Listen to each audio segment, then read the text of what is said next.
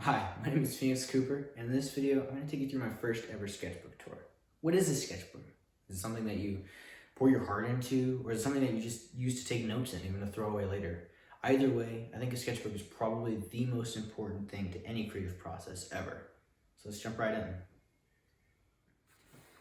So yeah, this is my first kind of major sketchbook, and I only worked like halfway through it because like you could see half of the sketchbook is blank just because the spine had some really major issues, so I just kind of stopped halfway. And so yeah, messed up cover, so you could tell it's a good sketchbook. So first page is here, nothing really much, just like some note taking, like nothing really that serious. Some kind of amateur drawings. This is cool. These are some like ballpoint pen drawings. Copy of Anders Zorn painting right here. It's pretty good. More ballpoint pen. More pen. I like this one actually. It's a copy of Ramon Casas, who is actually a forensic artist. It's a Sargent copy with pen. There's a painting. I don't know why that's in there. Some note taking. This is cool. This is a Cesar Santos master copy right here. It's pretty good. I really love Cesar Santos and his style.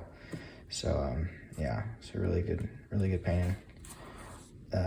This is after Francisco Hayez. I think that's how you pronounce his name. So this is really cool. This is a Bouguereau master copy. Originally a Bouguereau painting, and then I just did a drawing of it, and then I went over top of it and put all the major anatomical like muscle structures in. So that was really cool. That was a fun project. Just did that like on my own time. It's cool. It's more anatomy kind of stuff. Another master copy. This one's after William Adolphe Bouguereau. More anatomical stuff. This is cool. These are some just hands and feet right here. Really cool stuff. More anatomy. This is really cool right here. This is a Nikolai Fechin master copy. I don't think it's very accurate, but I really dig the painting, and consequently I really like the drawing I did of it. Master copies are like, I don't know, I think they're very useful when you're painting and drawing to heighten your style and to know what you like specifically. So I think I would definitely recommend doing master copies because I think they're a very important process in learning. This is really cool. This is actually my first bark plate ever. And I've done a lot of bark plates now. More bark plates. This is another Cesar Santos master copy. It's kind of all master copies at this point. It's pretty cool. Oh, that's cool. These are feet and stuff. Pretty happy with those feet. Those aren't master copies. I did these. These are my sister's feet, actually. I got her to pose and then drew her feet in different positions and stuff. So this is cool. These are bark plates. Really cool stuff. I really like the bark plates. And this is actually the very first bark plate. So I went back, and I've done this bark plate a few times, and I've done it actually 3 times. And the third time, I kind of did it like very academically and, you know, all that jazz.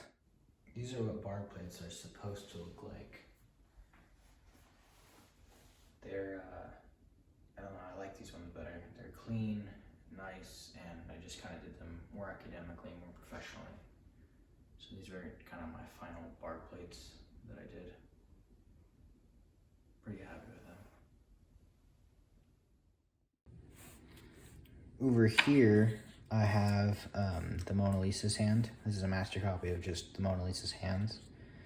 And I don't know what I was doing here, but some sort of like, kind of like shadow exercise to see where the shadows were. And it's a trick question. There is no shadows that have a Terminator line, at least on the Mona Lisa's hand. It's just kind of a round, very spherical light, kind of mode, I guess. Over here, some other master copies. This is cool. This is done completely from imagination. So that's really cool. This is cool. This is like I think one of my first like real tries at like really trying to render a bark plate. And like especially these are like more like the intermediate bark plates instead of just the simple line drawings of eyes and ears and whatever. So yeah, pretty good. It's a little amateur, I gotta say, but I'm, you know, still pretty happy with it. More doodling. More bark plates. This is a portrait of my sister. This is another bark plate.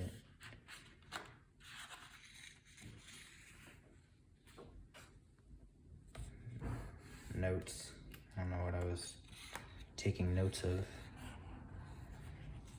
This is cool. This is a painting or a drawing of a painting by Andrea del Sarto.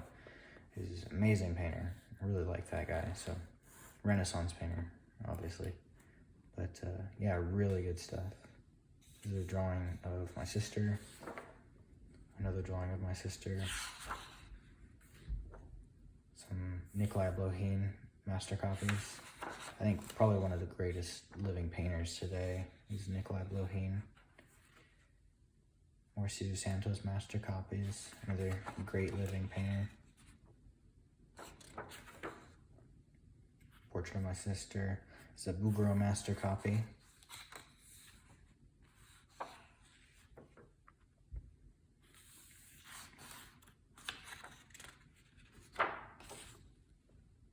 Just figure kind of stuff. This is cool. This is done from imagination. Pretty happy with that portrait. This is another figure. I think that's my dad. He had a stand-up desk. I didn't draw a stand-up desk. This is it's actually really cool because this was a painting that I did eventually sell, but the reference photo that I had only went to here, so I wasn't able. I had to kind of invent the legs. So this is me trying to figure out how to do legs and then eventually painting those legs from imagination. This is actually a Vard plate. Knees. It's pretty cool. Some knees and a hand. Some pretty good knees, I have to say. I'm pretty happy with those. This was a commissioned portrait. I just did a preliminary drawing, and I didn't sell the drawing, obviously. I just sold the painting, but it helps to kind of work things out on paper first, obviously. It was cool. I gessoed the page with acrylic gesso. Then I went over top of it and painted on it. And yeah, pretty happy with it. It's just grist. I didn't actually go in full color. I think I was going to at one point, but I was kind of happy with it. It's kind of cool because it's monochromatic like the rest of the sketchbook, like it almost is done from graphite. But this portrait of my sister, actually done from a tintype photograph of my sister. A foot. Pretty happy with that drawing. It's just like a drawing of a random model I had in the studio. Pretty cool. Drawing of my sister. It's a drawing of me as a baby. And I drew this on my birthday too, so that's really cool. And I really like this drawing because it exemplifies that kind of everything has a tone, right? Because nothing is really pure white or either pure black too. It's just always, everything's shades of gray basically. So it was cool to kind of give it that kind of neutral tone. And I think it looks way more realistic than most of the other drawings before it, because it has that evenness of tone and that solid gray tone, which everything has. See, I told you I did the bark plates twice in the sketchbook, or this bark plate at least. Mouths. These are actually the noses. and skulls. This is why I have these, is so that the pages don't smear on each other.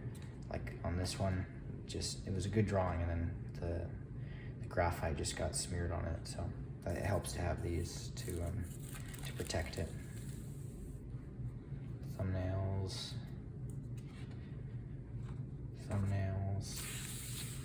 and a Christmas tree. I guess I did that sometime in January. Pretty cool. There's a drawing of my dad. It's a self-portrait of me looking very intense. I did that in a mirror instead of a camera. This is a drawing of my sister's hand. I think it's pretty good, actually. It's pretty realistic. And again, showing that everything has a tone. Nothing's like pure white, especially skin. It's always like a neutral gray color. So I was pretty happy with that hand. An arm. Just kind of stuff from imagination. And that's it for the sketchbook. I hope you enjoyed my first sketchbook tour. If you have any questions, please leave them in the comments below. Be sure to like and subscribe. And as always, stay tuned for more content coming your way soon.